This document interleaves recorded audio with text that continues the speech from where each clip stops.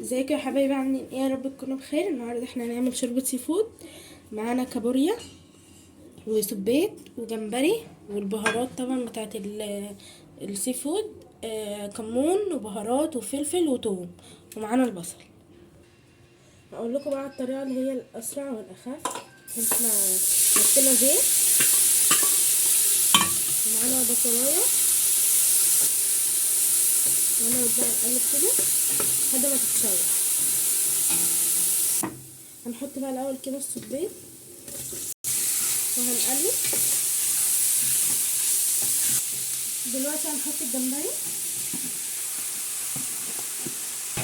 وهنقلب بقى كله مع بعض كده زي ما انتم شايفين. نحط بقى دلوقتي الكابوريا، هنقلب بقى ده كله مع بعضه. دلوقتي بقى نحط الثوم ونحط البهارات، ومعانا كرفس.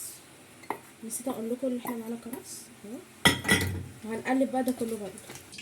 بصوا بقى دلوقتي انا سبتها تستوي. بصوا اهي ماشي. تعالوا بقى مع بعض نعمل باقي الشرب. دلوقتي انا حطيت هنا معلقتين سمنه، معلش معلقتين دقيق، ونقلب.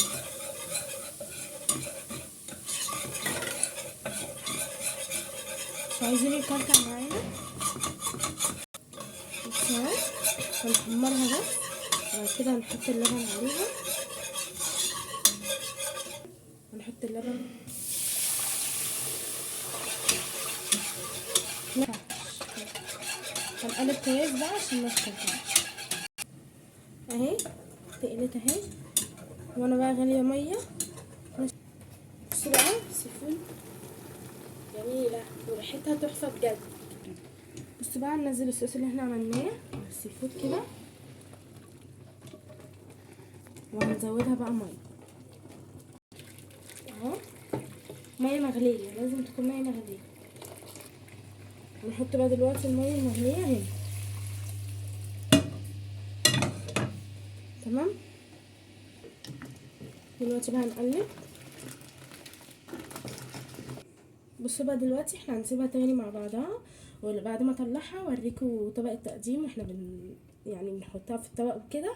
وفي ناس بتعملها بسمك وبتحط لها حاجه تانية، بس احنا بنحبها الطريقه اللي انتوا شفتوها كده. احنا دلوقتي بقى احنا هنغطيها ونسيبها تاني مع بعض. اهي يا جماعه بعد ما طلعتها واستوت وبقت تحفه وريحتها تحفه جدا، ويا رب تعجبكم. ما تنسوش تعملوا لايك وشير وسبسكرايب للقناه عشان يوصلكم كل جديد. باي باي.